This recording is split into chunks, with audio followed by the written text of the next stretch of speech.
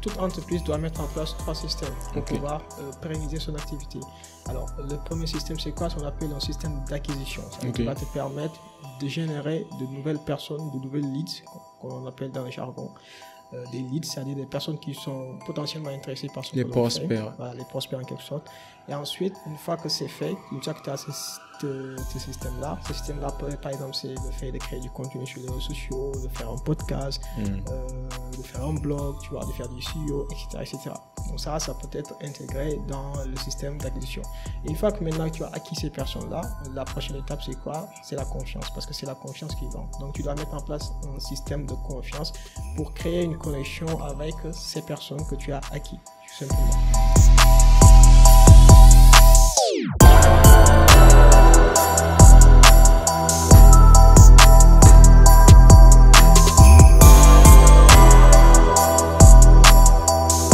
Salam Zia, bonsoir à tous et à toutes, j'espère que vous allez bien. Ici your boy Habib Sall aka Serigne Modou Sall. Bienvenue au Cercle d'Influence Podcast, votre cercle qui s'inspire à inspirer avant d'expirer.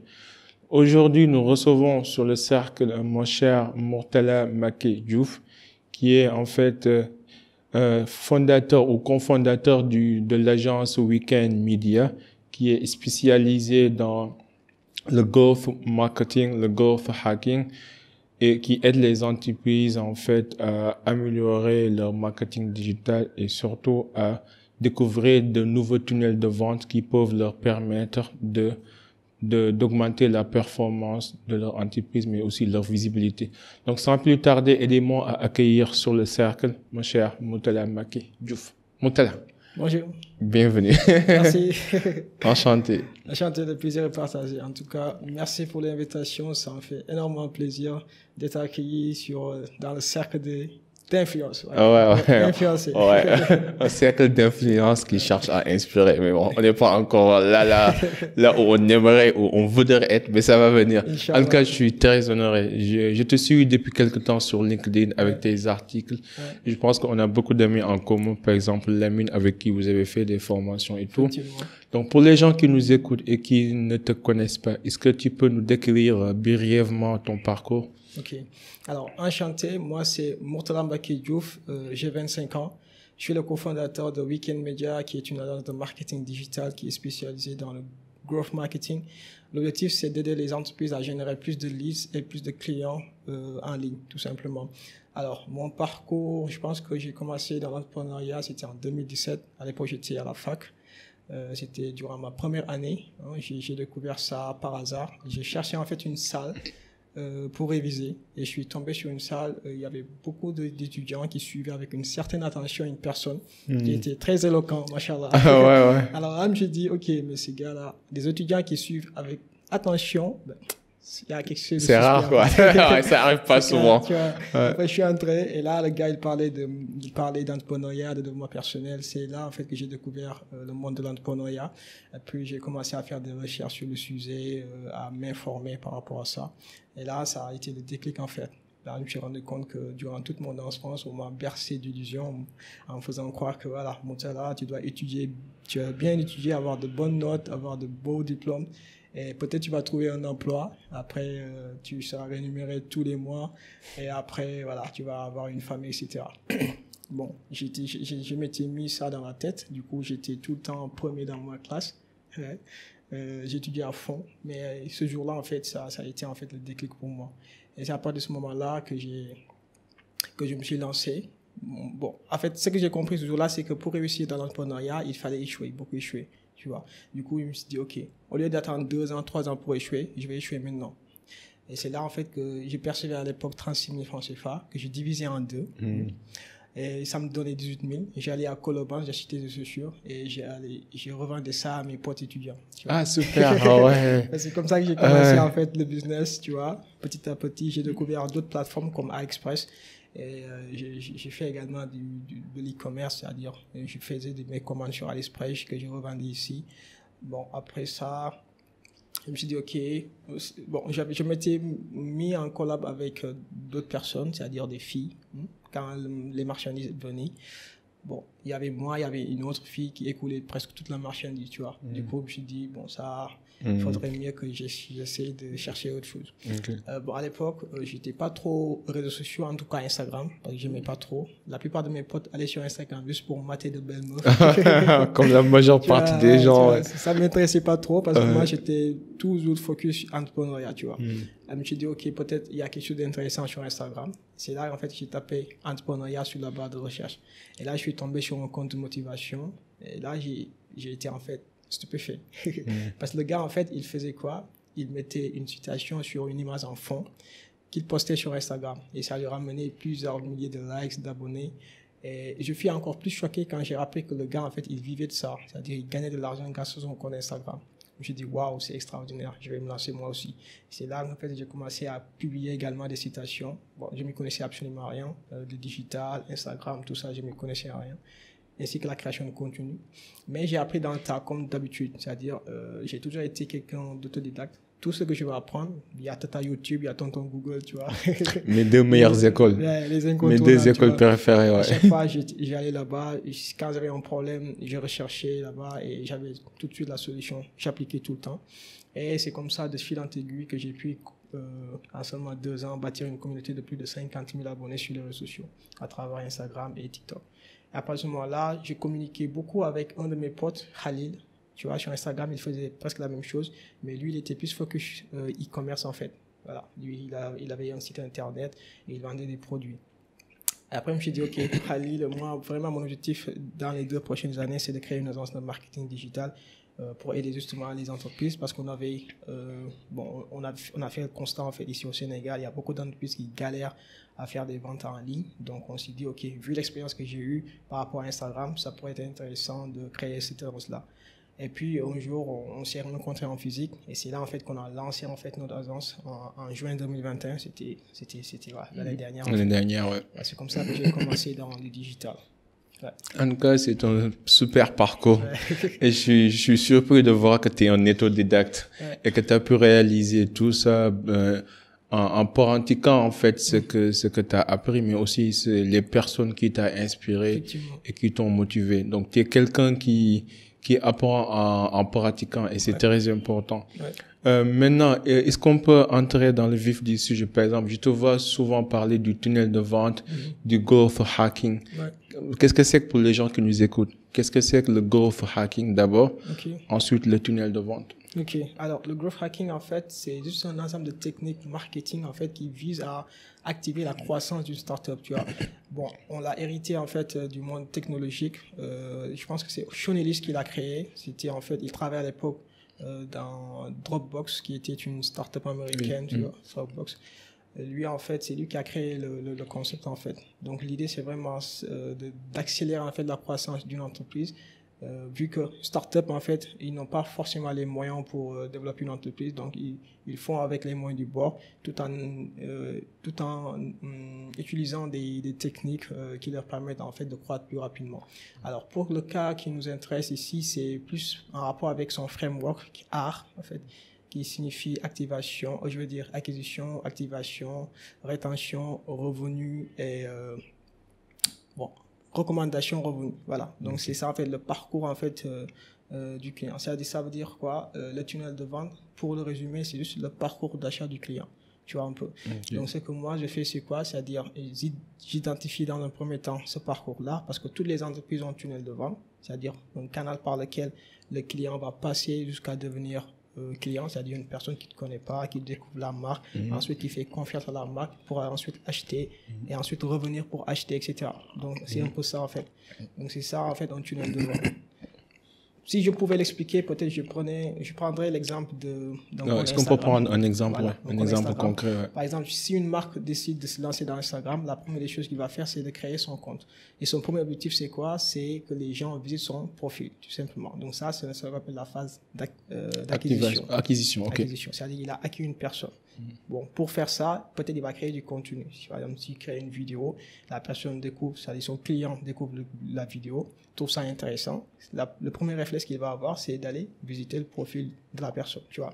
Et une fois qu'il tombe sur le profil, il va lire la biographie, il va décrire en quelques phrases ce que fait la marque, tu vois, c'est-à-dire sa proposition unique de valeur, tout simplement. Et ensuite, peut-être, il va défiler, de regarder les autres contenus, etc. Et là, il va s'abonner. Donc ça, c'est la phase d'activation. C'est-à-dire on a activé, en fait, l'abonné. C'est-à-dire la personne est passée de simple visiteur à abonné. La prochaine étape, c'est quoi? C'est ce qu'on appelle la rétention. C'est-à-dire comment je vais faire pour transformer cet abonné en client. Tu vois un peu. C'est ça qu'on appelle la rétention. Un client récurrent, quoi, répétitif. Voilà, répétitif. Donc, une fois que c'est fait maintenant, c'est que la personne a acheté un de nos produits, la prochaine étape, c'est de faire en sorte que cette personne-là recommande en fait nos produits. Tu vois. Donc ça va dépendre de la qualité du produit que tu vends, de les services clientèle, la valeur ajoutée. Donc tout ça sont des choses à améliorer si tu veux fidéliser ou permettre aux gens de recommander ton entreprise. Et ensuite, la dernière étape, c'est ce qu'on appelle le revenu, c'est-à-dire comment tu vas faire pour que le client qui a déjà acheté chez toi revienne pour acheter d'une manière récurrente. Okay. Donc en gros, c'est ça en fait le framework art. Non, c'est bien détaillé. Ouais. Parce qu'en fait, je me rappelle bien, un jour, je regardais un livre, on en parlait tout à l'heure en off, je lisais un livre de Seth Godin, Digital Marketing, où il expliquait que d'habitude, en termes de marketing de manière générale, ce que les gens font, c'est que c'est comme ils vont utiliser un haut-parleur. Ils vont crier fort en espérant que les personnes intéressées vont entendre leur offre et venir. Et puis, ils vont négocier si on peut et puis vendre. Alors qu'en réalité, ce qu'on doit faire, c'est qu'on doit transformer ce micro en entonnoir. C'est ça. Genre, on va aller cibler, au lieu de crier fort, donc, on va aller cibler les gens, directement les gens qui sont potentiellement intéressés. On essaie de les satisfaire. Et après, les clients satisfaits vont devenir nos haut-parleurs. Ils vont aller nous ramener d'autres clients potentiels. Et c'est ça qu'on crée notre communauté. Et il disait que c'est mieux d'avoir une communauté que d'avoir des clients spontanés qui partent et qui viennent, ou bien qui viennent et qui reviennent, qui partent et qui reviennent plus, quoi. Et tout ça, c'est bien expliqué dans l'acronyme ART que tu viens de détailler. Effectivement. Maintenant, imaginez quelqu'un a identifié son parcours clientèle, il a pratiqué ces différentes phases.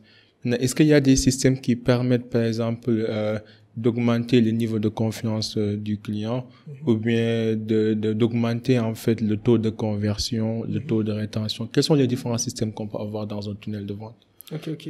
Alors, ce qu'il faut savoir à la base, c'est quoi? C'est que toute entreprise doit mettre en place 3 systèmes pour pouvoir pérenniser son activité. Alors, le premier système, c'est quoi? Ce qu'on appelle un système d'acquisition. Ça va te permettre de générer de nouvelles personnes, de nouvelles leads, qu'on appelle dans le jargon. Des leads, c'est-à-dire des personnes qui sont potentiellement intéressées par ce que l'on fait. Voilà, les prospects en quelque sorte. Et ensuite, une fois que c'est fait, une fois que tu as ce système-là par exemple, c'est le fait de créer du contenu sur les réseaux sociaux, de faire un podcast, de faire un blog, tu vois, de faire du SEO, etc. Donc ça peut être intégré dans le système d'acquisition. Et une fois que maintenant tu as acquis ces personnes-là, la prochaine étape, c'est quoi? C'est la confiance, parce que c'est la confiance qui vend. Donc tu dois mettre en place un système de confiance pour créer une connexion avec ces personnes que tu as acquis, tout simplement. Et une fois que c'est fait, ça va se faire à travers peut-être une newsletter, c'est-à-dire tu crées une newsletter quotidienne où tu vas partager de la valeur par rapport, en tenant compte des problématiques, des frustrations qu'on rencontre ton audience cible, tu vois un peu, ou le fait de créer un groupe Facebook dans lequel tu vas aborder ces différentes thématiques. De Facebook Live ou d'Instagram Live. Exactement, ça veut faire de live Instagram. Il y a des gens aussi qui animent des ateliers gratuits pour leur communauté. Voilà, exactement. Toutes ces choses-là, c'est pour créer en fait cette relation de confiance avec l'audience. Ensuite, une fois que c'est fait maintenant, tu dois mettre en place un système qui te permet de vendre, c'est-à-dire un système de conversion, tout simplement. Donc c'est ça en fait qui va te permettre, une fois que tu as acquis ces personnes-là, que tu as noué une confiance avec eux, de les convertir plus facilement en client. Tu vois, donc ce sont ces trois systèmes-là que tu dois mettre en place. Voilà. Non, c'est important. Mais après, ce que je trouve un peu difficile, c'est la conversion. Par exemple, moi, je vais créer un site web avec un ami un site e-commerce. Mais le problème, c'est qu'on avait beaucoup de trafic. C'est comme si vous êtes dans les embouteillages, ou bien si vous êtes au marché à la veille de la Tabaski, vous allez voir beaucoup de personnes qui viennent au marché. Mais ça ne veut pas dire que toutes ces personnes sont venues pour acheter. Il y a des gens qui viennent pour l'ambiance, il y a des gens qui viennent pour se balader. Donc, il y a une différence entre le trafic et les vrais clients qui viennent acheter, qui viennent pour commander. Donc, dans les sites e-commerce, que ce soit dans les blogs, parfois tu peux avoir un trafic assez élevé, un taux de trafic très élevé, mais quand même vous avez du mal à convertir ces visiteurs en clients, en vrais clients qui commandent et qui génèrent des revenus. Et je trouve que c'est la problématique de pas mal de e-commerce sénégalais, ou bien des gens qui sont entre guillemets célèbres, mais il y a un déphasage entre les revenus qu'ils gagnent et la notoriété de leur image, quoi. Maintenant, comment on peut en fait transformer ce trafic en une source de revenus stable, de manière générale, ou bien d'après ton avis ou ton analyse? Ok. Alors, si on prend en compte de ce que tu viens de dire, c'est-à-dire le fait d'avoir une audience que tu pourras par la suite transformer. Alors, pour ça, je vais prendre mon exemple. Alors, moi, en fait, j'en ai mis un compte Instagram qui partageait des citations de motivation. Ce qui me permettait, en fait, de pouvoir attirer des entrepreneurs. On sait tous que les entrepreneurs, ils veulent être motivés, etc. Donc, ça, peut-être on peut dire que c'est ma phase d'acquisition. C'est-à-dire, j'allais créer du contenu de citation qui me ramène des personnes. Une fois que c'est fait, en fait, entre-temps, j'ai développé ce qu'on appelle des compétences, c'est-à-dire en rapport avec Instagram, c'est-à-dire comment développer son Instagram, comment l'optimiser, comment avoir des abonnés, comment gagner en visibilité, comment faire du contenu, etc. Tu vois un peu. Et après ça, ce que j'ai fait, c'est quoi? C'est-à-dire j'ai partagé cela à ma communauté, c'est-à-dire sous forme de story, sous forme de live. C'est-à-dire ça, en fait, j'établis cette relation de confiance-là en disant, en me positionnant comme un expert. Ok, Murtala, ça fait 1 an que j'ai créé du contenu, j'ai 10 000 abonnés, voici comment j'ai fait. Au fur et à mesure que j'ai partagé ce contenu-là, j'ai attiré des personnes qui sont intéressées par ce que je faisais, parce qu'ils avaient des problèmes par rapport à Instagram. Et ce sont ces personnes-là qui m'ont contacté, qui m'ont dit, Murtala, ok, ça fait un moment que je te suis, franchement, ton contenu, il est dope. Et franchement, j'ai besoin de ton aide pour développer mon activité. Voilà un peu. D'ailleurs, c'est comme ça que j'ai créé mon premier programme de coaching à destination des entrepreneurs. Donc ça, c'est un exemple que je peux te donner pour justement monétiser en fait son audience. Dans le premier temps, il faut que tu chasses exactement qu'est-ce que tu peux faire. C'est-à-dire, il faut que tu définisses un rapport avec ton expertise, c'est-à-dire quelles sont les compétences que tu as, qui peuvent aider ton audience. C'est pourquoi également, il est très important d'avoir une audience qui est qualifiée. Parce que les gens, en fait, au Sénégal ici, ils créent juste du contenu divertissant. Ça te ramène beaucoup de trafic qui forcément n'est pas qualifié. Donc, avant même de créer une audience, il faut d'abord réfléchir à quel type d'audience je veux avoir. Tu vois un peu. C'est-à-dire en ayant un objectif clair derrière. C'est par exemple, aujourd'hui, je suis un freelancer en rapport avec le copywriting. Peut-être, je vais créer du contenu pour attirer justement des entrepreneurs qui pourraient être intéressés par ça. Tu vois un peu. Une fois que j'ai cette communauté-là, j'essaie de prouver mon expertise. Ok, j'ai une compétence qui est le copywriting. Et cette compétence-là peut t'aider à développer ton business. Et là, je vais en parler de manière régulière pour créer cette connexion-là. Et ces personnes-là vont consommer mon contenu. Et au fur et à mesure qu'ils vont consommer cela, ils vont avoir confiance en moi. Et le jour où je vais leur proposer mes services, parce que forcément, ils vont me demander, ils vont me poser des questions en DM, par exemple, dire, Murtala, j'arrive pas à vendre sur mon site internet. Donc forcément, c'est un problème de copywriting. Et là, je leur donne quelques tips. Je leur dis, OK, il faut faire ceci, il faut faire cela, etc., etc. Et après, peut-être, je peux leur dire, OK, si tu veux, je peux t'accompagner pendant 30 jours où je vais optimiser ton site internet. Et tu vas en payer tant, etc. Et cette personne-là, il n'aura aucun problème pour acheter. Parce qu'il est qualifié. C'est important. Voilà. Parce que parfois, il y a des gens qui ont des abonnés assez significatifs, mais qui ont du mal à vivre de leur créativité sur les réseaux parce qu'ils ont en fait peut-être une audience, je dirais pas stupide, mais une audience moins qualifiée. Parce que c'est difficile de vendre les compétences cognitives, par exemple. C'est ça. Bon, comme on sait, hein, le savoir, les connaissances, on peut les catégoriser en 2 catégories, les connaissances manuelles et les connaissances cognitives. Hein. Par exemple, à l'époque, avec les industries, il y avait des opérateurs, il y avait des personnes qui géraient en fait la maintenance, qui tapaient sur je ne sais pas moi, les menuisiers, les ouvriers et tout. Mais maintenant, le monde a changé de telle sorte que, avec nos connaissances cognitives, on peut, à travers un ordinateur, coucher sur notre lit, se faire des millions grâce au pouvoir de l'internet. Et peut-être parfois c'est très difficile d'expliquer à une personne qui n'a pas fait les bancs ou bien qui n'est pas aussi qualifiée dans le domaine du marketing que si vous faites telle stratégie ou si vous utilisez tel tunnel de vente, il se pourrait que vous allez doubler votre chiffre d'affaires du genre doubler votre chiffre d'affaires à 20% ou je ne sais pas. Donc c'est important d'avoir un trafic qui est qualifié, ça on est d'accord.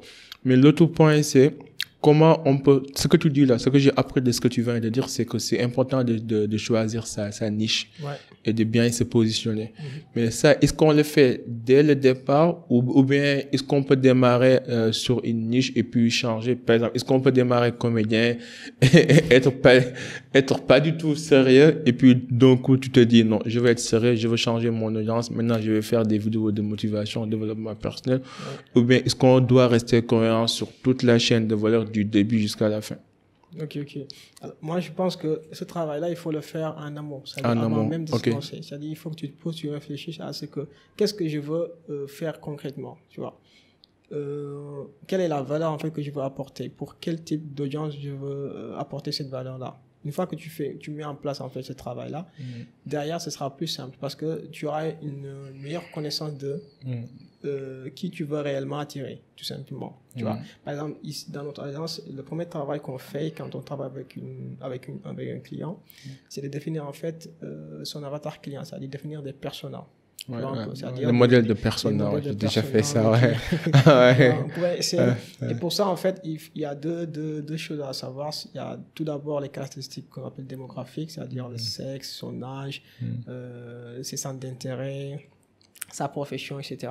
Et ensuite, il y a les caractéristiques psychodémographiques où on va aller plus en profondeur pour s'intéresser à ses désirs, à son problème, c'est-à-dire les problèmes auxquels il rencontre tous les jours, ses frustrations, etc. Ça se situe plus au niveau psychologique. Maintenant, une fois que tu connais tout ça, en fait, ça va te permettre, en fait, de pouvoir créer le bon contenu. Parce que l'objectif, c'est quoi? C'est de créer le bon contenu pour la bonne personne, je veux dire, au bon moment. Tout simplement. C'est ça un peu l'idée, tu vois.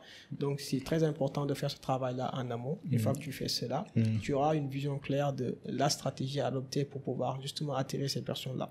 Voilà. Le modèle de persona, ça marche beaucoup aussi. Hein. Pour les gens qui ne comprennent pas ça, bon, il a bien expliqué. Mais si vous voulez aussi plus d'informations, vous tapez sur Google modèle de persona. Et vous allez en fait voir des images, des vidéos qui expliquent ça. Mais l'idée, c'est de créer un persona typique qui va être un jour votre client. Genre, c'est comme si vous dites que quel est le client qui va s'intéresser à ce produit.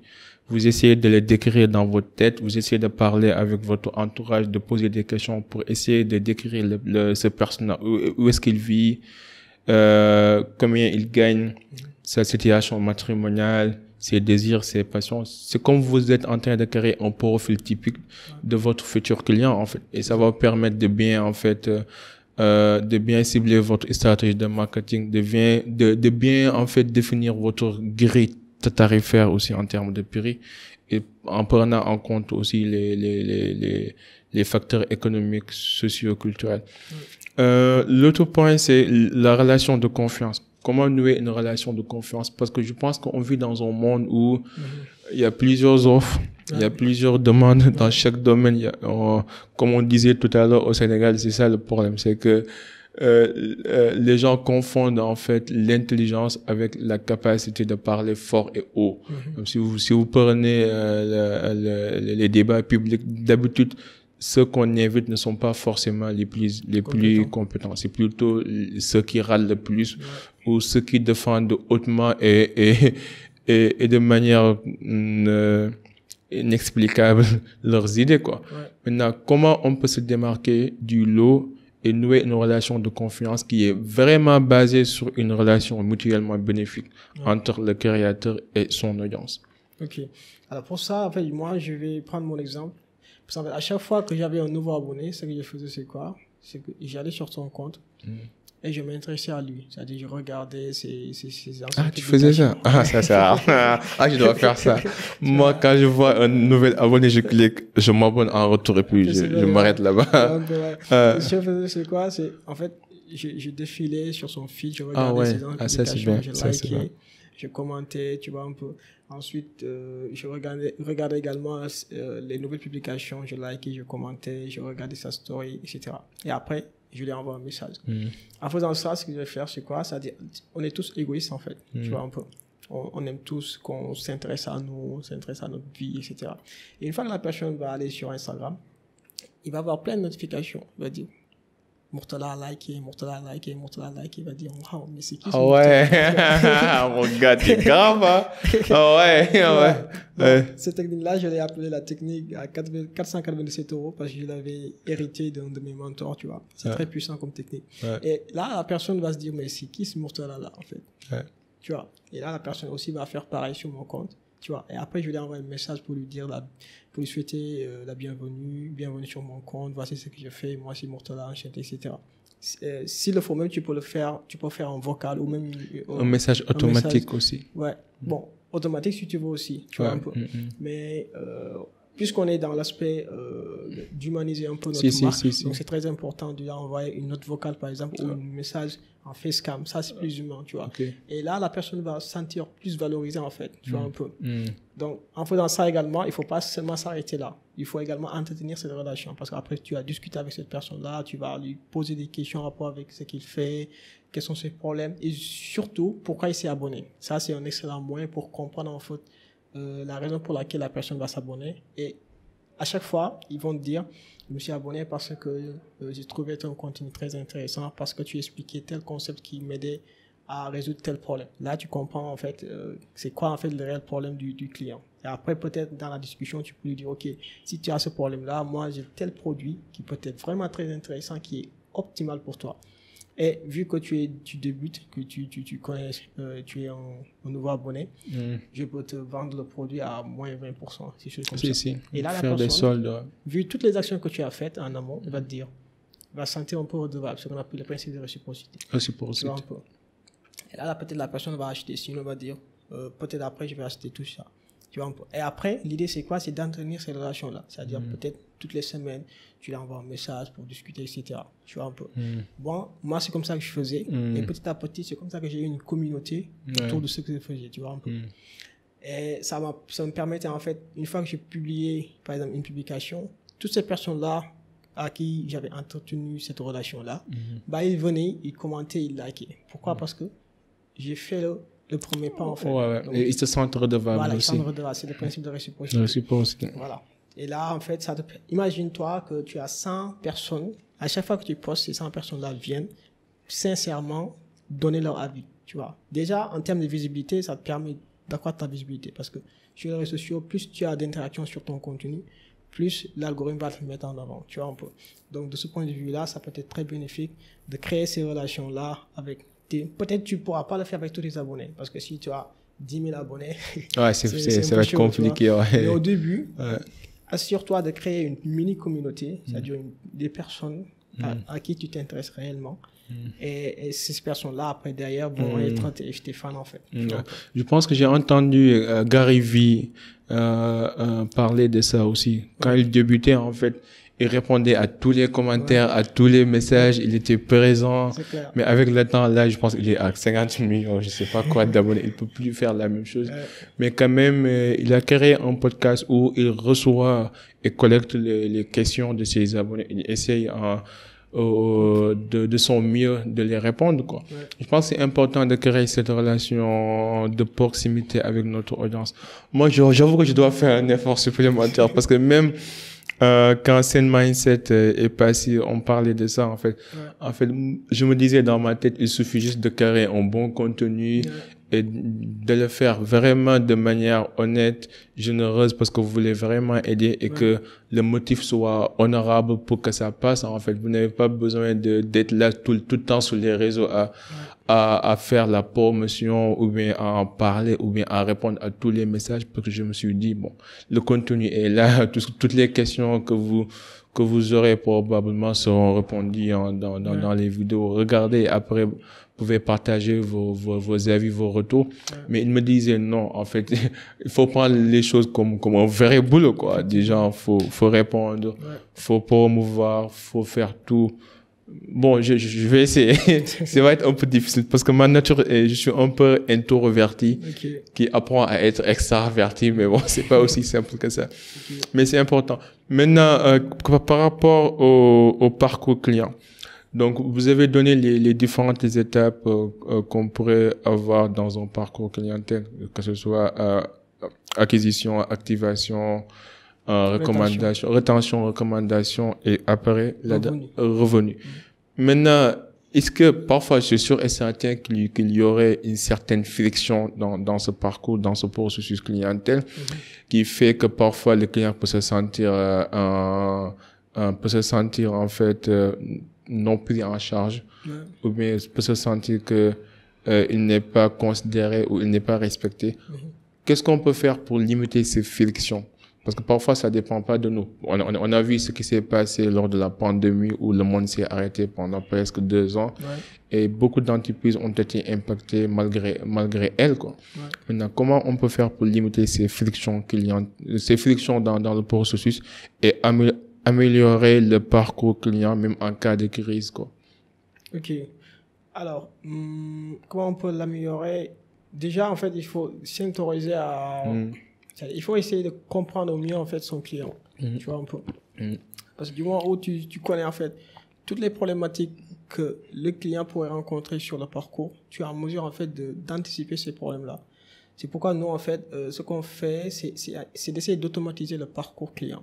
C'est-à-dire, tu n'as pas forcément besoin d'intervenir manuellement sur le parcours pour que le client soit satisfait, tout simplement. En tout cas, sur la partie... Bon. Quand tu dis manuellement, ça veut dire quoi? Alors, c'est-à-dire, par exemple, c'est-à-dire le fait qu'une personne t'envoie un message Instagram pour en savoir plus sur tes produits. Là, tu es obligé de répondre. Tu vois. Là, tu vas faire une tâche manuelle. Maintenant, l'objectif d'un tunnel de vente, c'est justement d'éliminer ça, en fait. D'automatiser tout, quoi. C'est-à-dire, le client, lui, il va passer par le parcours d'une manière fluide. Il a toutes les informations qu'il faut pour prendre la décision finale, tout simplement. Tu vois un peu. Donc ça peut être une solution pour pouvoir limiter ces frictions dont tu parles. Ensuite, peut-être... Mais comment, pratiquement, comment, par exemple? Dans l'exemple que tu viens de donner, comment on peut automatiser ça? Bon, ça, on peut utiliser des outils, en fait. On peut utiliser des outils pour automatiser. Par exemple, sur WhatsApp, tu peux créer un chatbot qui te permet, en fait, de répondre, en fait, automatiquement aux questions les plus fréquentes que posent les clients. Comme on les voit sur certains sites web, en fait. Sur certains sites web, par exemple. Ça peut le faire aussi. Tu vois. Donc ça, c'est un exemple qu'on peut donner par rapport à ça, en fait. Oui, super. Ok.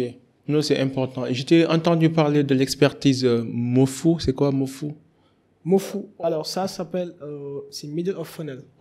C'est-à-dire, c'est le milieu du tunnel, en fait. C'est-à-dire, une fois que tu as acquis les clients, c'est le TOFU, c'est-à-dire le top of funnel. Ensuite, ils vont descendre sur le middle, en fait. Maintenant, cette partie-là, l'objectif, c'est quoi? C'est de prouver ton expertise, en fait. Du genre, quand tu démarres au début du parcours, vous êtes top of the tunnel. C'est ça. Maintenant, plus tu apprends les services et les produits du créateur ou bien de la personne, là, vous êtes intéressé et vous allez aller directement au middle du tunnel, MOFU. Et quand vous êtes au MOFU, vous êtes client, c'est ça? Alors, quand vous êtes MOFU, oui, ça va dépendre, en fait, du domaine d'activité. Ça va dépendre également du service que tu vends. Par exemple, si c'est quelque chose de cher, donc le MOFU, on peut pas le considérer comme étant quelqu'un qui a peut-être déjà acheté. Tu vois un peu.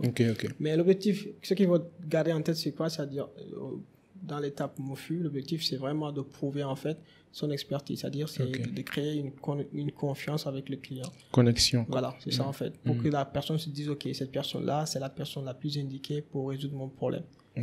Et une fois que cette personne prend conscience de cela, naturellement, quand il aura besoin ou quand il va décider d'acheter, il va forcément acheter le produit. Je comprends. Et c'est quoi BOFU? BOFU, c'est Bottom of Funnel. Bottom of the tunnel. Ça veut dire que tu es un client fidélisé, quoi. Un client fidélisé, en fait. Ok. Et c'est quoi le principe du no like trust? Là, je prends beaucoup. Le principe du no like trust. Alors, c'est juste pour bon, expliquer en fait tout ce que je viens de dire. Je vais prendre l'exemple de la création de contenu sur les réseaux sociaux. Ok. Alors, il y a beaucoup de gens. Hier, j'ai fait un sondage, donc c'était avant-hier. C'est-à-dire, actuellement, je prévois de créer en fait une masterclass. Ah, super. Ouais, c'est un webinaire pour être plus précis, où je vais partager vraiment toutes les choses à savoir pour développer. Il faut y aller, il faut le faire. Grâce aux réseaux sociaux, tu vois, je compte le faire en janvier, Inch'Allah. Et là, j'ai fait un sondage en fait pour justement prendre l'avis de mon audience, parce que c'est l'erreur que fait beaucoup de personnes en fait, c'est-à-dire créer un produit sans pour autant connaître en fait les réels besoins de son marché. Tu vois, pour ne pas commettre cette erreur-là, j'ai décidé de poser la question directement à mon audience. J'ai fait un sondage, j'ai dit, OK, quel est votre plus gros challenge actuellement que vous rencontrez sur les réseaux sociaux? Est-ce que c'est la visibilité? Est-ce que c'est de faire des ventes? Est-ce que c'est quoi? Créer du contenu, etc. Et pour 80% des gens, c'est gagner en visibilité. Tu vois, un peu. Gagner en visibilité, c'était le plus gros problème. Alors que pour gagner en visibilité sur les réseaux sociaux, il faut créer du contenu. Ça, c'est vraiment de manière constante. De manière constante, de manière régulière. Régulière, surtout. Maintenant, le problème, c'est quoi? C'est qu'actuellement, il y a tellement de contenu sur les réseaux sociaux. Il faut donc se démarquer. Tu vois un peu.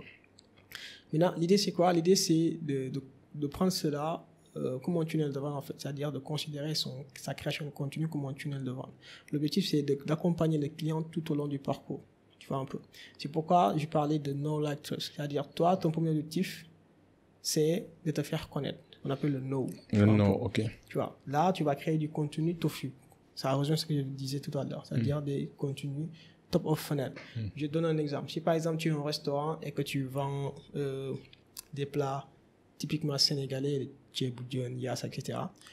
En fait, tu peux par exemple créer un contenu dans lequel tu vas dire Domoda, go de l'écoute de Moda, par exemple. Ok. Tu vois, oui, je vois. ça va créer un débat, en fait. Ouais, ça va susciter l'intérêt. Ça va susciter beaucoup d'interactions. Les gens vont venir, ils vont liker. Il y a des personnes qui vont dire, je suis complètement d'accord. D'autres vont dire, je suis pas d'accord, etc.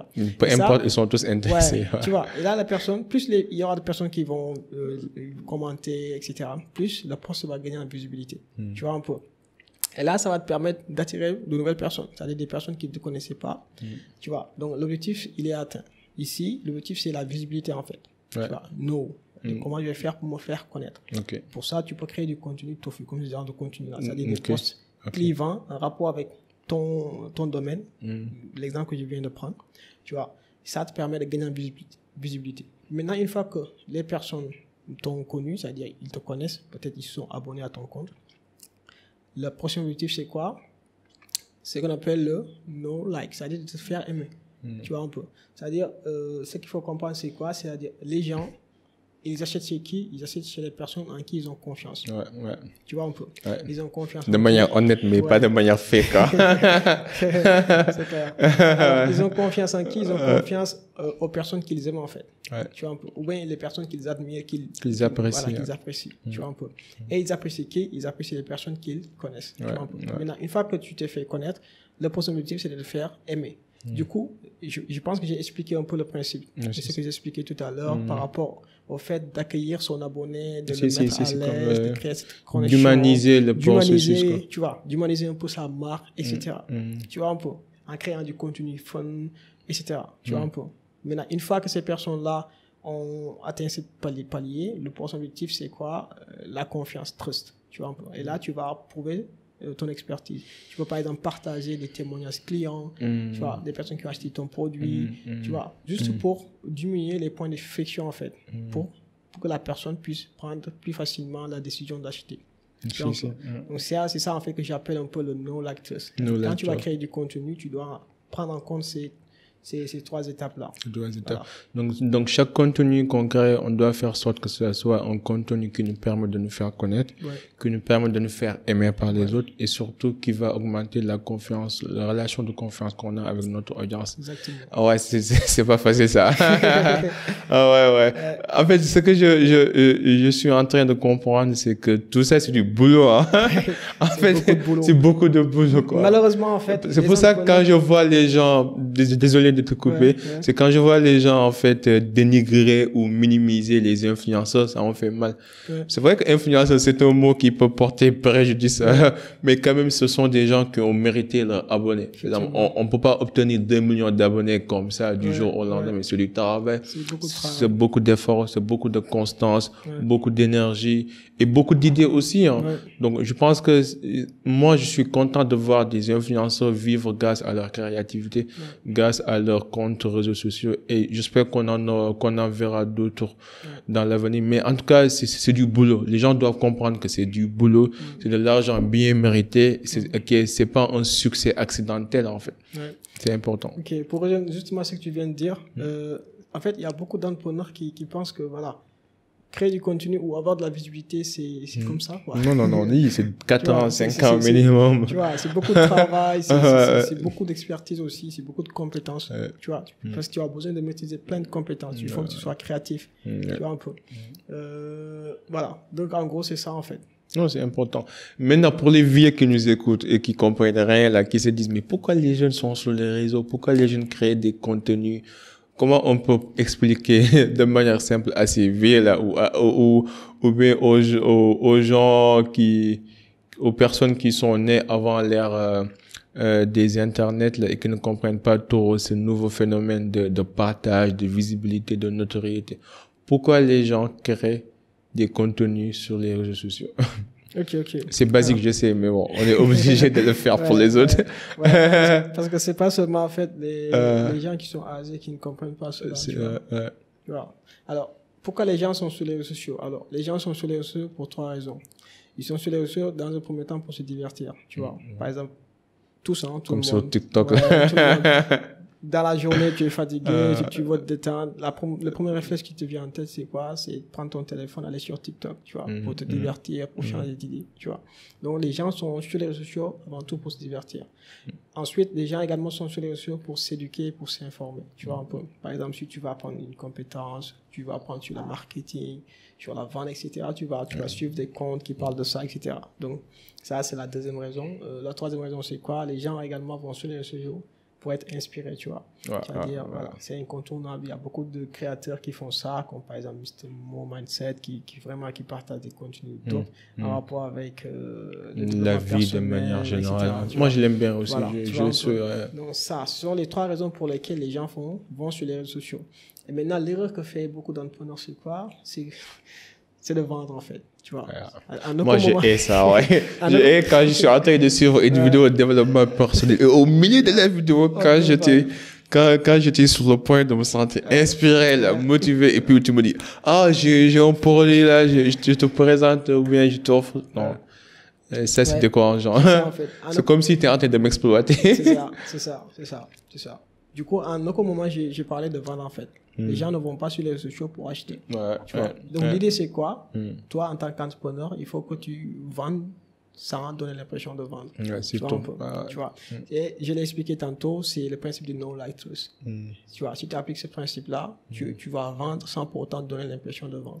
Parce que tu auras accompagné la personne tout au long du parcours, en lui apportant tous les jours de la valeur. En fait. Non, c'est important ce que tu dis là. Je pense que les gens, surtout au Sénégal, les gens sont très rapides à dire je fais tel produit ou bien j'offre tel service. Et même parfois dans les séminaires, dans les conférences, tu vois que tout le monde est vendeur, quoi. Les gens ne prennent même pas le temps de se connaître. Bonjour, comment tu t'appelles? Je m'appelle, je suis dans tel cabinet. Est-ce que vous êtes intéressé par tel? Mais humanise-toi d'abord, quoi. Des gens, essayons d'avoir une conversation humaine d'abord.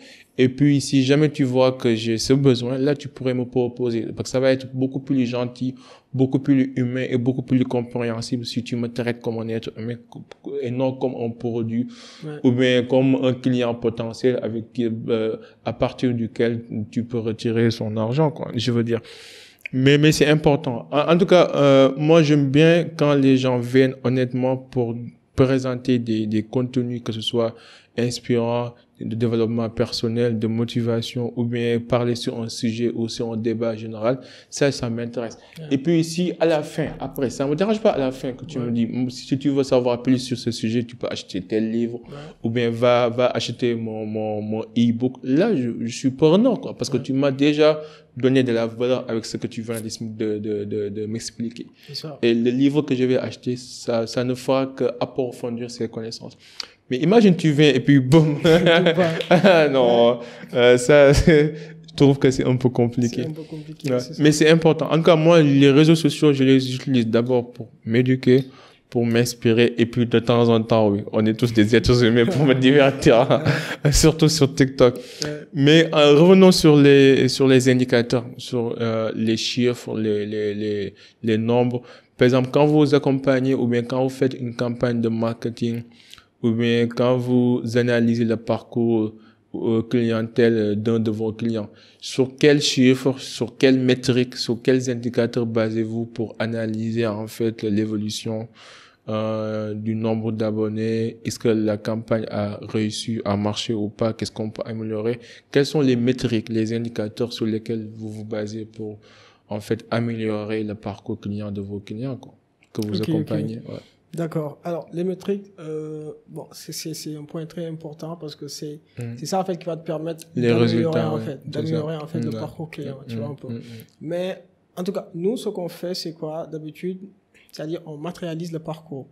Parce qu'il y a une différence, en fait. Par exemple, nous, le tunnel de vente qu'on fait, les types de tunnel de vente qu'on fait, ce sont des étapes, en fait. C'est-à-dire, ce sont des pages web. Bon, on peut dire ça, des sites internet, tu vois. Qu'on met en place grâce à des outils comme ClickFunnels, tu vois, pour justement créer ce parcours-là. Parce que le parcours, il peut ne pas être tangible, tu vois. Tu comprends. Il peut ne pas être tangible, quoi. Je te donne un exemple. Alors, supposons qu'on accompagne un coach sportif, par exemple, un coach qui t'aide à prendre des muscles, tu vois. Coach en nutrition, par exemple. En nutrition, si tu veux. Alors, on décide de lui mettre en place un tunnel de vente pour vendre une offre de coaching, tu vois. Comment on va mettre en place ce tunnel de vente-là? On va respecter tout ce qu'on vient de dire, c'est-à-dire, dans le premier temps, le process art, tu vois. Dans le premier temps, c'est quoi? C'est d'acquérir, en fait, le client, tu vois. Par exemple, on peut créer, en fait, ce qu'on appelle un lead magnet. Lead magnet, ok. Tu vois, c'est-à-dire, c'est un contenu qui est gratuit, mais qui a l'objectif de capter en fait le lead. Tu vois, bon, je te donne un exemple. Par exemple, en nutrition, les gens ont du mal peut-être à perdre du poids. Par exemple, on peut créer un e-book dans lequel on te partage par exemple les 7 secrets pour perdre du poids en 30 jours par exemple. Et si par exemple la personne qui a ce problème-là, qui a du mal à perdre du poids, voit ce contenu-là, il va trouver ça intéressant parce qu'il a ce problème-là. Tu vois, maintenant on va rendre cette offre-là irrésistible à travers des techniques de copywriting, tu vois. Et une fois que la personne dit, OK, ça m'intéresse, il va cliquer sur un lien, il va tomber sur une page, tu vois, ça qu'on appelle une landing page. Et la personne, c'est comme un site internet, hein, c'est une page web, tu vois, avec un titre accrocheur, comme ça, là, par exemple, tu peux perdre 30 kilos en 30 jours grâce à ce type d'outils comme ça. Et là, la personne, OK, va lire, peut-être va trouver des témoignages des personnes qui ont déjà lu l'e-book, tu vois, des choses comme ça pour rassurer les clients, etc. Et là, la personne va passer à l'action, c'est-à-dire, il va, OK, j'ai décidé de prendre cet e-book-là. Il va cliquer sur le bouton, et là, pour pouvoir avoir accès à cet e-book-là, il est obligé de nous donner ses informations de contact, c'est-à-dire son adresse email ou son numéro de téléphone, tu vois un peu. Et là, la personne va entrer ces informations, et ensuite, il va recevoir l'e-book. Là, on a acquis un lead, c'est-à-dire une personne qui est potentiellement intéressée par ce que l'on fait. La prochaine étape, ça consiste à le qualifier davantage. Parce que la personne, il vient de nous découvrir, il ne connaît pas notre marque. Tu vois un peu, il n'a pas confiance. Donc, il faut qu'on crée cette relation de confiance-là. Tu vois un peu. Après ça, par exemple, on peut le rediriger sur une autre page. On va dire, OK, tu viens de télécharger l'e-book. On a une formation de 30 minutes où on va aller plus en profondeur. Tu vois un peu. Et là, la personne... tu crées des cascades, quoi. Ouais. Tu vois, des cascades. Et là, la personne, OK, ça m'intéresse, quoi. Ça, c'est mon problème, en fait. Parce que là, également, la base, c'est quoi? C'est de comprendre, en fait, la psychologie du client. C'est-à-dire ce que vit le client actuellement. Et ça, tu le décris d'une manière viscérale. La personne, quand il va lire, ça c'est moi en fait, parce que ce sont les problèmes exactement que je rencontre, tu vois. Et là, la personne va suivre cette formation-là de 30 minutes, et à la fin de la formation, on va lui dire, ok, toi vraiment, tu es qualifié et tout. Si tu veux aller plus loin, tu peux acheter notre coaching de 30 minutes qui coûte normalement 100 000. Aujourd'hui, tu peux l'avoir à 30 000. C'est seulement disponible sur cette page. Si tu quittes la page, c'est fini. Tu vois un peu. Et là, la personne va décider d'acheter ou pas. Et là, il a plus de possibilités. Et on met la contrainte de temps. On te dit, par exemple, tu as 5 heures de temps, sinon l'offre ne tient plus. Urgence, quoi. Ou bien la liste est déjà clôturée, mais il nous reste 5 places, fais vite. Tout ça, c'est des techniques. Les gens sont forts. Et là, la personne, soit il va acheter, soit il va quitter la page. C'est un peu un des avantages des tunnels de vente, parce que la personne a deux possibilités.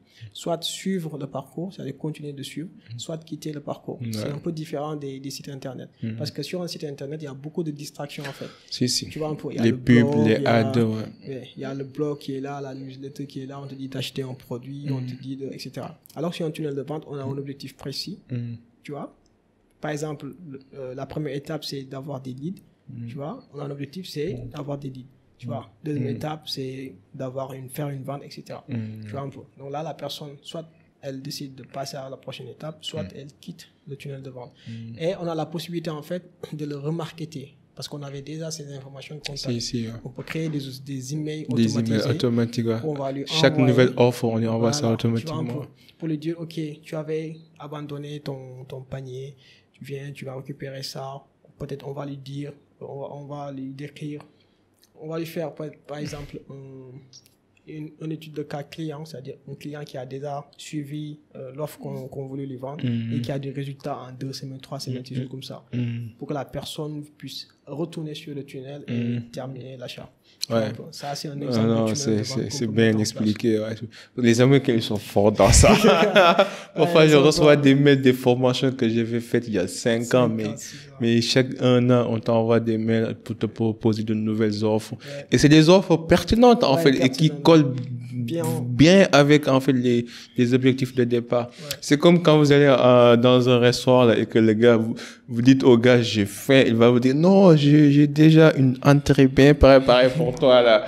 Tu manges l'entrée, et il dit, non, attends, je t'amène notre menu du jour. Et puis il dit, non, j'ai des desserts, j'ai un dessert bien fait, là. Un dessert bien fait, attends. Non, c'est extraordinaire. Mais ça montre que tout ça, c'est de la compétence, ça demande une certaine réflexion pour en fait, c'est pas facile de bouffer l'argent d'un client. Il y a tout un travail derrière. C'est ça. Derrière. En tout cas, Murtala, j'ai beaucoup appris. Et ça montre qu'en fait, que on concourt tous pour gagner l'attention des uns et des autres. Et que l'attention est actuellement l'or noir du temps moderne, en fait. Que ce soit l'athlète, que ce soit l'influenceur, que ce soit l'artiste, on veut tous être vus, hein, parce que c'est ces vues qui génèrent des millions et des revenus derrière, en fait.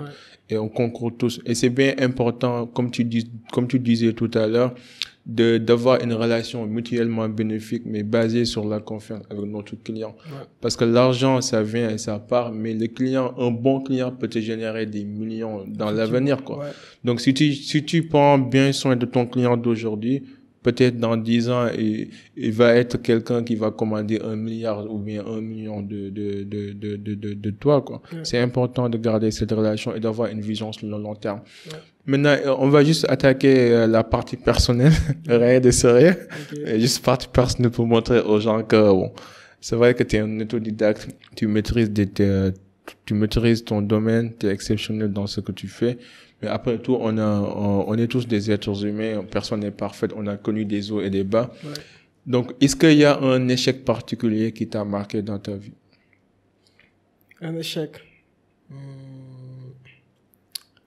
Alors, c'est dur de répondre. Un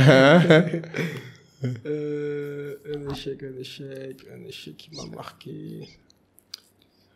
Tu réfléchis, vas-y. Je vais réfléchir. Il y a un échec.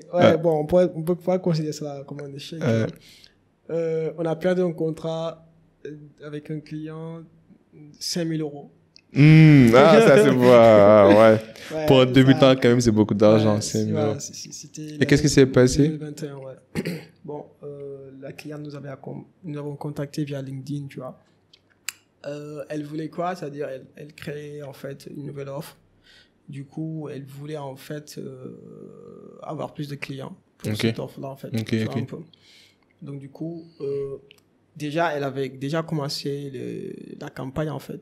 Tu vois, un peu. Mais le problème, c'est quoi? Bon, il nous a contactés, on lui a expliqué comment on procède, comment on peut l'aider, etc. Il a été convaincu. On a même signé le contrat, tu vois. Du coup, après, il fallait mettre en place les process. Et on lui a dit que normalement, ça doit prendre du temps, tu vois, un peu, de mettre en place le tunnel de vente, etc., etc. Parce que un tunnel de vente, on ne le fait pas comme ça d'un claquement de doigts, tu vois, ça demande du temps. Mais elle nous mettait la pression. Elle nous disait, bon, moi j'ai déjà lancé le truc, il me faut quelque chose de vraiment d'art, quoi. Du coup, derrière, bon, on s'est dit, ok, vu que c'est un client et nous, en fait, on a, comment je vais dire ça? C'est-à-dire, on peut dire que nos clients, ce sont un peu nos... nos employeurs, quoi. Ouais, plus nos employeurs, mais c'est-à-dire, on fait tout de notre mieux, en fait, pour satisfaire nos clients, en fait. Tu vois, un peu. On s'est dit, ok, il n'y a pas de souci. Donc, on va se mettre la pression. On va essayer au mieux de vous présenter les quelque délais, chose. en fait. Tu vois, un peu. Mais après, c'était un peu compliqué. Parce que tout le temps, la femme, elle revenait pour nous mettre la pression. Ah non, tu vois. C'était pas fait pour vous. Ouais, ce marché-là. Ça devenait un peu toxique, en fait. Tu vois. Et après, on s'est dit... je pense qu'il est préférable qu'on mette fin au contrat, en fait. Parce que ça collait pas, en fait. Tu vois, un peu. On a également connu la même chose dernièrement. Dernièrement, avec une autre cliente aussi, c'était pareil, parce qu'elle, bon, c'était 2000 €, tu vois. Elle voulait mettre en place un tunnel de vente, tu vois, pour un programme, tu vois. Et c'était pareil. Mais elle n'avait pas autant confiance en nous, parce que c'était un ami qui nous avait mis en relation. Mais on sentait qu'elle n'avait pas totalement confiance en fait. Ça, c'est pas bien. Parce qu'elle a eu des expériences passées avec d'autres personnes qui ont promis, tu vois. Certaines choses qu'elle n'a pas respectées, quoi. Etc., tu vois. Et après, on s'est rendu compte qu'il n'y avait pas la confiance. On s'est dit, ok, vu qu'il n'y a pas de confiance. Facile, donc, et tout ça, c'est des choses que l'école ne vous apprend pas, mais c'est la vraie vie, quoi. La vraie vie. C'est ça. Mais je pense que aussi, vous ne pouvez pas demander un travail bien fait dans un délai assez court, quoi, en fait. Il y a certaines choses, ça demande du temps, quoi. C'est du travail. C'est pas quelque chose qu'on fait à la va-vite, quoi. Maintenant, est-ce que tu as une insécurité ou une peur que tu essaies de combattre actuellement? Une peur. Alors, moi, la chose contre laquelle je me bats actuellement, c'est quoi? C'est les distractions. Je suis trop distrait, wallahi. Par les réseaux. Par les réseaux, tu vois. Ok. C'est un peu Est-ce que tu comptabilises le nombre d'heures que tu passes sur les réseaux? Oui, en moyenne 2 heures, tu vois. Par jour? Ah, ça va. Ça va. Et là, je me retiens, tu vois. Ça va. En moyenne, les gens passent 4 heures de temps par jour sur les réseaux. En moyenne. Tu vois. En moyenne, ça va. Donc, t'es en dessous de la moyenne, quoi. Exactement. Ça, c'est un gros problème, en fait. Et ça m'empêche des fois de travailler, d'avoir un focus, tu vois. Ça. Science, tu vois. Mais là, au moins, t'es conscient de ça, quoi. Ouais, carrément. Des fois, je suis obligé même de cacher le truc. Moi, j'ai eu la chance parce que franchement, j'ai jamais eu un problème de discipline dans ma vie. Genre, si je veux faire un truc là, qu'il pleuve ou qu'il neige, je vais le faire. Non, ça. Mais après, parfois aussi, ça m'arrive d'être tellement, en fait, focus au boulot que je suis sur le point d'être déprimé, quoi. Et quand cela m'arrive, je suis obligé d'aller m'évader sur les réseaux. Sinon, je vais devenir fou, quoi. En tout cas, c'est important de trouver le juste équilibre, quoi. C'est important de savoir quand est-ce qu'il faut bosser, mais quand est-ce qu'il faut aussi accrocher les crampons et aller se divertir, quoi. Mais il faut pas passer tout son temps à se divertir. Même chose aussi, il faut pas passer tout son temps à travailler, quoi. Il faut trouver le juste équilibre. C'est ça. Mais ça va venir. Est-ce que tu as des mécanismes que tu vas mettre en place pour t'éviter de passer du temps sur les réseaux ou bien? Oui, effectivement. Parce que des fois, je définis des plages horaires, en fait. C'est-à-dire par exemple, de 8h jusqu'à 13h. Là, on est mode focus, en fait. Ok. Bon, on ne fait pas de call, les téléphones, on le planque quelque part, tu vois. Et là, on essaie d'être focus au mieux. Ok. Tu vois un peu. C'est comme ça que je fais. Ouais, moi, c'est ce que je faisais. Je mettais mon téléphone dans le tiroir et et c'est bien. Et de quoi es-tu le plus reconnaissant de ces temps-ci? Déjà, en fait, là, actuellement, ça va faire 2 mois que j'ai commencé la musculation. Ah ouais, tu pars à la salle. Ouais, je pars à la salle, tu vois. Ah, c'est bien. Ça bien, va venir. C'est bien de se développer intellectuellement, mais physiquement, c'est important. Tu vois. Moi, j'ai démarré depuis 2014, mais bon. Ok, tu vois. Et là, en fait, ça t'apprend beaucoup de choses, en fait, la musculation, tu vois. Parce que des fois, c'est le moment où ça devient de plus difficile, en fait, que tu es obligé, en fait, de persévérer. Et tu vas tester tes limites, tu vas voir. Tester également tes limites, tu vois. Et tu vas voir quand tu auras 50 ans, là, tu vas voir tes amis de même âge, là, les amis de ta génération.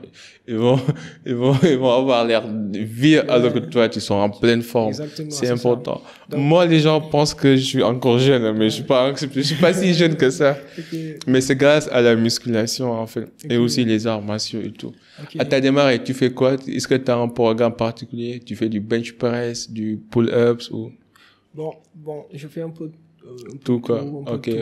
Tout. Mais vas-y doucement au début. Là, je prévois de prendre un coach, tu vois. Ah non, ouais, vas-y. Même après, bon, c'est bien d'avoir un coach, mais aussi tu peux suivre des programmes en ligne. Hein. Ouais. Oui, mais c'est mieux de répartir en fait, d'avoir un programme bien défini.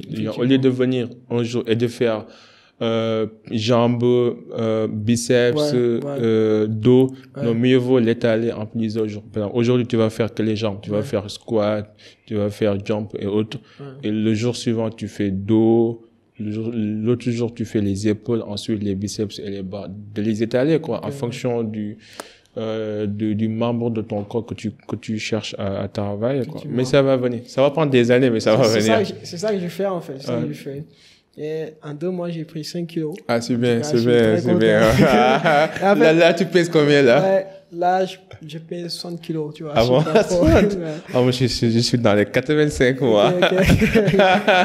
Après, au début, c'est bien. En fait, je m'étais lancé un challenge, tu vois. J'ai posté ça sur Instagram, sur WhatsApp, tu vois. Et là, il y a un de mes amis de longue date, on était dans la même école, tu vois. Il m'a dit, monte-là avec des muscles. Ça, c'est impossible. C'est impossible, non, ça va venir. Mais après, bon, il y a des gens qui sont, comment on dit, une densité musculaire très élevée. Par exemple, moi, j'en fais partie. Et c'est pas facile pour moi de prendre du poids. Mais ce que je te conseille, c'est de prendre des protéines. Pas des protéines pour prendre du poids. Mais quand vous entraînez, c'est recommandé de prendre des protéines, nutritives, en fait, qui ont, certains pouvoirs nutritifs parce que ça va permettre de vous récupérer plus et en même temps de relâcher vos muscles, quoi. Et ça, souvent, si vous allez en pharmacie ou dans certaines... Une petite anecdote par rapport à ça, en fait. La dernière fois, j'en parlais avec notre... comment il s'appelle déjà celui qui... le moniteur. C'est lui le coach, en fait. Et là, en fait... justement, ce dont on vient de parler depuis tout à l'heure, parce que là, je lui ai demandé, ok, là, je veux prendre du poids, mais on m'a dit qu'il fallait prendre des protéines. Tu vas devoir. Mais je me suis informé et il y a des personnes qui disent que les protéines, il y a certaines protéines qui peuvent non, c'est recommandé. Bon, ça dépend aussi. Et là, il m'a expliqué, tu vois. Il m'a expliqué comment prendre du poids, quelles sont les choses à faire, etc. Tu vois. Et après, il m'a dit, moi, je vends des protéines. C'est ça. C'est exactement ça. Moi, c'est ce qu'on m'a fait aussi quand j'ai démarré. Tu vois. C'est ça qu'il m'a dit, en fait. Et il va d'abord te donner, en fait, t'expliquer pourquoi tu as besoin de prendre des protéines. Exactement. Après, il va te dire, voici les offres qu'on a, ainsi de suite. Mais tu vas devoir prendre des protéines. C'est important. Et aussi, et surtout de bien dormir, quoi. Je sais pas quel est ton temps de sommeil. Alors, mais entre 7h et 8h, c'est recommandé. Surtout. En fait, nous, en tout cas, Au sein de l'agence, on a une routine, une routine qu'on suit. On l'a hérité d'un de nos mentors. Tu vois. Iman Gadzi, je ne sais pas si tu te connais. Il a une agence également. Tu vois. Il est multimillionnaire, il a 21 ans. Wow, ok. Tu vois, du coup, ça s'appelle Monk Mode, tu vois. Bon, ce sont des choses que tu dois faire pour gagner en énergie, pour être plus productif. Tu vois, par exemple, c'est d'avoir une routine, en fait. C'est-à-dire de se coucher à la même heure, de se réveiller à la même heure. Surtout, tu vois, 22h, 8h. La discipline, quoi. Ça demande la discipline. La discipline. Donc, quand tu vois une personne physique là, faut avoir pitié de lui. Parce qu'il a dû travailler dur pour avoir ce genre de forme physique. Ça, en fait, c'est ça. Dernière question. Quelle influence aimerais-tu laisser dans ce monde?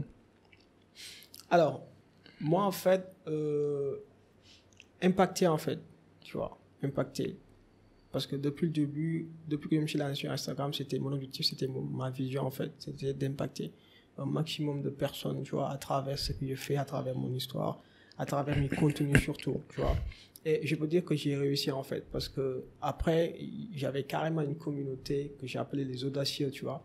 On avait même une citation, l'ambition se doit de payer sa dette, tu vois. Ça avait notre citation. Tout le temps, les gens, quand ils faisaient une story, ils taguaient dessus, l'ambition se doit de payer sa dette. J'étais tellement content. D'ailleurs, aujourd'hui, je regardais mes anciennes stories, tu vois. J'étais tellement fier, tu vois. C'est vraiment ça, d'impacter au maximum les gens à travers mon expertise, à travers mon parcours, à travers les contenus également que je partage tous les jours sur les réseaux sociaux. Parce que c'est quelque chose, en fait, que je trouve normal. Malheureusement, qu'ici au Sénégal, c'est assez problématique, tu vois. Les gens n'ont pas cette culture-là de partager, en fait, leurs expériences. Et je pense que c'est ça, en fait, qui nous bloque un peu, tu vois. Les gens qui ont réussi, ils ont l'obligation, en fait, d'inspirer les autres. Tu vois un peu. Par exemple, aujourd'hui au Sénégal, il y a tellement de milliardaires, tu les connais même pas. Moi, honnêtement, je les connais pas, tu vois. Alors ça, c'est pas normal, en fait. Quand tu prends la comparaison avec d'autres pays comme les États-Unis, etc., les Américains, où ils vont vraiment aller se donner à fond, partager de la valeur, tu vois, inspirer les autres générations. Je pense que ça, c'est ça qui nous manque. Du coup, moi, je me suis dit, ok, Murtala, tu as l'obligation également de partager, en fait, tu vois. Du coup, c'est la raison pour laquelle je fais tout ça, en fait. Je partage du contenu sur les réseaux sociaux, je fais des lives. Hier même, j'ai fait un live que j'appelle le masterclass des Nanan. Je vais même t'inviter, Inch'Allah. Ah ouais, je suis pas non, moi. Je suis un petit Nanan, moi. Je suis derrière toi. Tu es un grand non, je suis un petit Nanan. Non, tu es un grand En tout cas, Murtala, dans ce film, non, je suis très honoré. J'ai beaucoup appris. Et je te souhaite que le meilleur au monde. Franchement, quoi. Le meilleur reste à venir. Je sais que t'as quelque chose. Donc, ne faut jamais renoncer, quoi. Tu maîtrises bien ce que tu fais et t'es encore jeune et t'as un avenir devant toi. Fonce, quoi. Ne renonce jamais. L'avenir est raja, Inch'Allah. En tout cas, si on peut être utile sur quoi que ce soit, n'hésite pas. On est là pour ça. Comment les gens pourront entrer en contact avec toi? Les gens qui nous écoutent. Alors, moi, je suis très actif sur les réseaux sociaux, sur TikTok, sur Instagram, sur LinkedIn. Ouais. Alors, sur Instagram, c'est Murtala Diouf. Murtala Diouf avec 2 F. Sur TikTok, c'est Murtala le Hokage. Ah ouais, j'ai pas ton TikTok. Je vais m'abonner après. Ce qu'il faut savoir, c'est que je suis un grand fan de Naruto, tu vois. Le manga, c'est la vie. Comme Emma, là. Emma, ouais. Je suis un grand fan Emma, de Naruto. t'as un frère ici. Un frère des dessins animés ici. Des mangas, c'est pas des dessins animés, des mangas. Ma soeur aussi, elle aime bien manga. C'est cool. Ouais, donc alors, c'est ça. Sur LinkedIn également, c'est Murtala Mbaki Diouf aussi. Pareil, super. Donc, on va partager toutes les références dans les show notes, comme d'habitude. Est-ce que vous préparez une formation ou bien des offres, des services? D'accord, ok. Qu'est-ce que vous avez? Ce qu'on fait dans l'agence Weekend Media, déjà, je pense que j'ai déjà pris le temps de le présenter. Alors, on crée des tunnels de vente, comme je l'ai expliqué tantôt, mais on a créé une nouvelle offre qui est plus adaptée à ce marché-là. C'est-à-dire le marché sénégalais, c'est-à-dire ce qu'on appelle social. Bon, on l'a appelé social scaling. L'objectif vraiment, c'est d'aider les entrepreneurs à gagner en visibilité, à faire plus de ventes sur les réseaux sociaux, vu que c'est une grosse problématique pour la plupart des entrepreneurs. Et actuellement, on est obligé en fait de limiter la chose. On va prendre que 5 entrepreneurs qu'on va accompagner durant les 3 prochains mois. Je pense qu'actuellement, il ne reste plus que 4 places de disponibles, tu vois. Ouais, c'est technique. Je t'inquiète. Bon, voilà, c'est ça. Bon, c'est l'offre. Bon, également, on prévoit également de faire des offres de formation, également de coaching. Parce qu'il y a beaucoup de gens qui nous interpellent là-dessus. Récemment, j'ai reçu plein de personnes qui demandent à être formées. Donc, on prévoit également de faire des offres de formation aussi. Également, le 15, Inch'Allah, on programme également de faire un webinaire où on va expliquer en gros, en détail, durant 1 heure de temps, quelles sont les étapes à suivre pour développer sa visibilité et ses ventes sur les réseaux sociaux, notamment sur Instagram, TikTok, tu vois. Donc ça également, je tenais également à le préciser pour toutes les personnes qui sont intéressées, Inch'Allah, de venir participer. C'est totalement gratuit. Yes. On va mettre toutes ces informations dans les show notes. Les gars, bon, on est arrivé à la fin de notre épisode. Ce fut un honneur. Merci beaucoup de nous avoir suivis. À la prochaine. En attendant, soyez uniques, soyez légendaires. Peace and love. We out.